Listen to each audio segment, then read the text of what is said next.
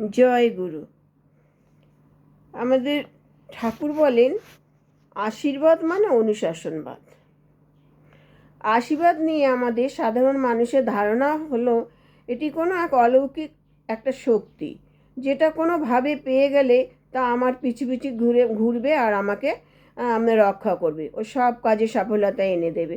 কিন্তু ঠাকুর বললেন আশীর্বাদ হলো অনুশাসনবাদ। যে অনুশাসনবাদ মেনে চললে আমাদের সত্তা অস্তি বৃদ্ধির অধিকারী হয়। অকস্মাৎ কোনো ফল প্রাপ্তি আশীর্বাদ নয়, কিন্তু কিন্তু সুফল যে ব্যক্তি পায় তার সেই প্রাপ্তির পিছনে কোথাও না অনুশাসন পালি চলনে নিশ্চয়ই চলে। আপাততভাবে আমরা দেখতে পাই না, তাই বলি অলৌকিক কিছু ঘটনা ঘটেছে। ঠাকুর কোনো জাদুকর নয়। তিনি বলেন সমস্ত কিছুর পিছনে উপযুক্ত কারণ রয়েছে, আর এই কারণকে অনুসন্ধান করাই হলো আধ্যাত্মিকতা। কিন্তু আমরা কারণমুখী না হয়ে আমরা পবিত্রমুখী চলনে চলি।